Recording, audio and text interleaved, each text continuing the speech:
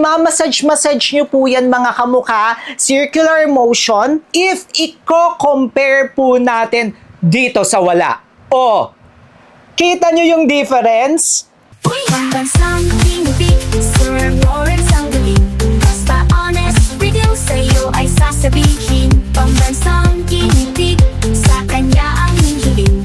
Basta produktong salit, lahat ay bibiin. Hi mga kamukha, tayo po'y nagbabalik. Ako po si Sir Lawrence, ang inyong pambansang human guinea pig. Heart heart! Para po sa video natin ngayong araw na ito, noong mga nakaraang taon po, ako po ay binansagan nyo na Scrub King! Kasi nagre-review nga po tayo dito sa ating channel ng iba't ibang mga scrub. And because of that din mga kamukha, nagkaroon na nga po tayo ng business which is ang Hilot at Hilot Expert! Ayan, sa lahat po ng mga malalapit sa Zapote, Bacoor, Cavite, malapit na rin po kami sa Las Piñas, sa Parañaque, sa Manila, 20 to 30 minutes away lamang po kami dyan. Pwede nyo po kami i-visit. If wala na nga po kayong time, ayan, pwede po kayong magpahilod sa amin, 30 to 45 minutes po yan.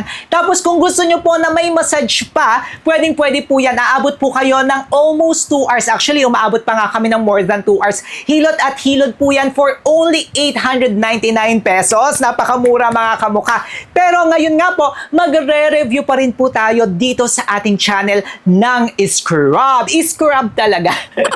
At para po ngayong araw na itong ating i-review ay ang Active White na Spa Milk Scrub with Coffee Extract. Kung makikita nyo mga kamukha, konti na lang siya, which means talagang tinatry ko po. And yung ginagamit nga rin po natin sa spa, ako po mismo ang nagpa-manufacture nun. Kasi tinry ko nga talaga, marami na akong nagamit mga kamukha. Nga po, customized talaga yon para sa ating spa. Pero kung hindi po kayo makapunta, ayan, naghahanap tayo ng mga best na mga scrub para sa inyo. Again, ang number 1 standard nga po natin dito sa ating channel, hindi po tayo nagre-review ng hindi FDA registered, FDA notified, or tinatawag nyo po na FDA approved. At ito pong Active White na to na coffee extract ay FDA notified dito sa Pilipinas. Ibig sabihin, pumasa po sa safety check ng FDA. Kasi kapag wala yan mga kamukha, ang tendency baka magka-allergy kayo, mangati kayo, magkaroon po kayo ng rashes. Yes, pwede po yan mga kamukha na magkaka-rashes kayo because of hindi nga po FDA notified. Kailangan talaga yung pumasa na sa safety check. Lagi ko nga rin pong pinapaulit-ulit dito sa ating channel, kung gusto nyo pong magpaputi, pumantay ang inyong skin, mawala ang inyong mga melasma,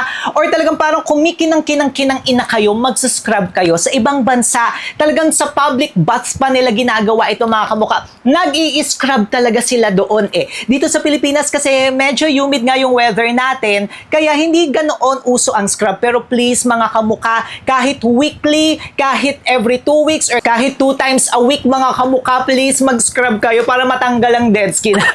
Again, ang kagandahan po ng scrub, natatanggal niya po yung dead skin. Kaya nagiging brighter skin po ang ating kakalabasan niya. Then kapag may mga active ingredients pa nga po, depende po yan. Pwedeng pumuti. Ito pong coffee extract mga kamukha, maganda po ito kasi effective siya as antioxidant, and may mga studies na pwede po tayong pumayat dito, na re-remove yung mga toxins, tapos pwede nga po tayong pumayat-payat dito mga kamukha. Pero kailangan nyo pa rin mag-exercise ha. Di pwedeng aasa lang tayo dito, nakakaloka kayo, di ba?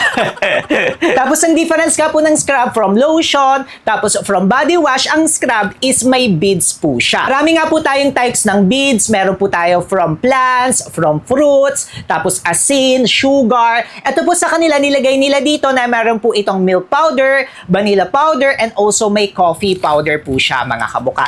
Alam nyo, talagang ginamit ko talaga siya mga kamukha. Kasi aside nakasama talaga sa skincare routine ko, ang pagsa-scrub at ligo routine ko, is gusto ko nga po makahanap ng mga best scrub para sa inyo. Alam nyo yung kagandahan ng scrub na ito, very pino siya. Ayan o, kung makikita nyo, pinong-pino siya. Unlike sa mga ibang mga scrub na masakit sa balat. Ito, hindi siya masakit sa balat. Tapos tuturuan ko kayo kung paano gumamit nito mga kamukha. By the way, yung scent niya, ang bango-bango, ang may coffee talaga. Para kayong nasa Starbucks, para kayong nasa coffee shop. Parang gusto ko tuloy ihalo sa kape to eh. Charis. Okay, tuturuan ko nga po kayo ng tamang paggamit ng scrub. Kasi nga po, ang tagal ko na gumagamit ng scrub. Tapos nakakuha rin tayo ng mga techniques sa ibang bansa and also sa ating manufacturer. color, para maging ayos talaga ang pag-scrub natin. Of course, unang-una sa lahat, kailangan nyo nito, yung scrub product, tapos kailangan nyo nga rin po ng gloves. Yung gloves na ginagamit po natin, ito wala kayong mabibila nito, sorry po mga kamuka, pwede na lang kayo maghanap kasi ito po ay hybrid siya ng synthetic tsaka may lufa po ito mga kamuka.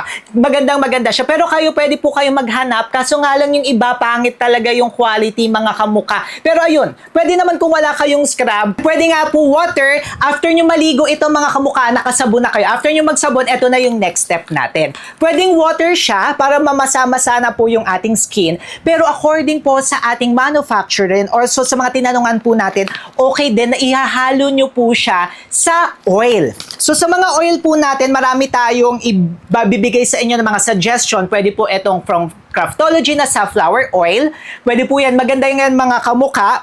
Pwede nga rin po ito na sweet almond. Ayan, carrier oil po siya. Maglalagay tayo ng legit siya pa nasa description box sa baba or nandyan po sa ating cart para diretso check out na lang kayo. Or coconut oil. Fractionated coconut oil po siya mga kamuka. Virgin coconut oil, pwede nga rin po yan. Depende po siya sa inyo mga kamuka. Pero tayo, ang gagamitin ko is from our spa. Customize talaga ito para sa ating spa. Ayan, wala kayong mabibila nito. Pero kung pupunta kayo doon sa Hilot at Hilot Expert, ayan, ma-experience nyo po siya.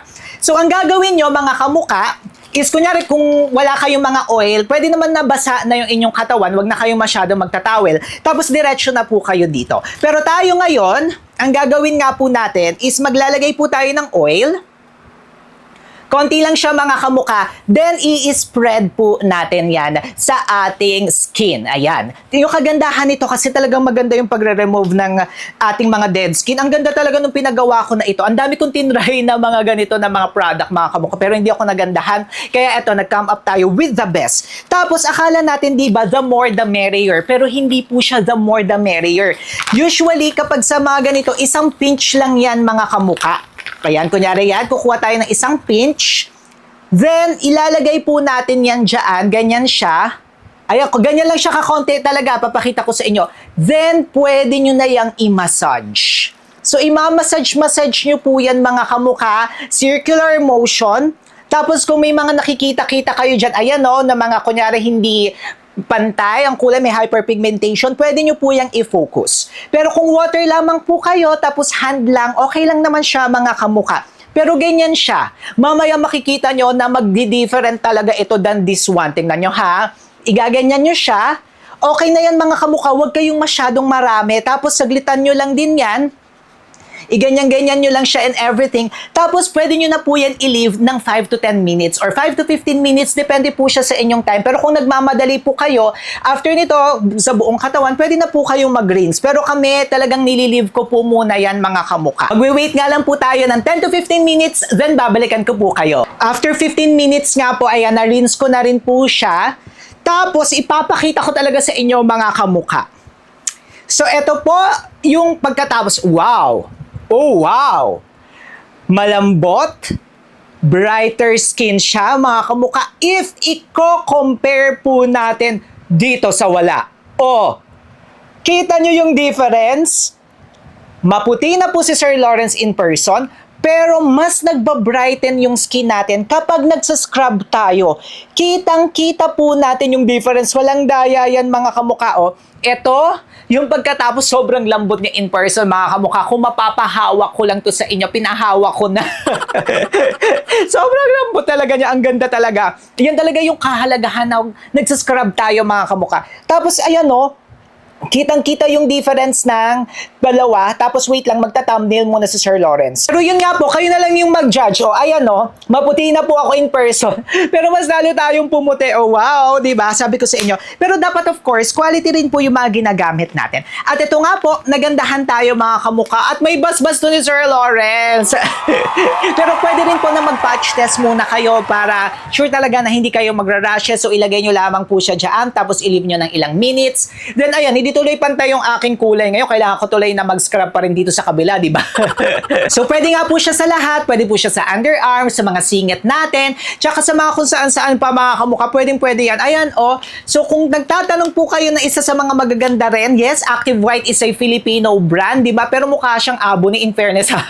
Tapos, 350 milligrams na po yan. Eto, may basbas to ni Sir Lawrence. In fairness, maganda po siya. Talagang ginamit ko po muna sa inyo before ko ipakita sa inyo. Kung hindi kayo makakapunta sa Hilot at Hilot Expert, pwede po ito. Ayan na inyong gamitin. Pero kung makakapunta naman kayo, di syempre doon na po kayo pumunta sa Hilot at Hilot Expert.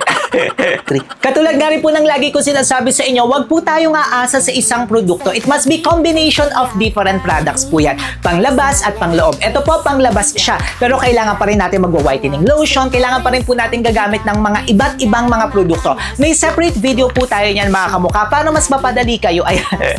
I-watch nyo na lang po yan. Syempre, mag-subscribe na rin po kayo kay Sir Lawrence. Paano ba yan mga kamukha? Paalis na po ako. Magkita-kita po tayo sa susunod nating video. Para hindi nyo nga po ako mamiss, manood po muna kayo. Ayan, click nyo na yan.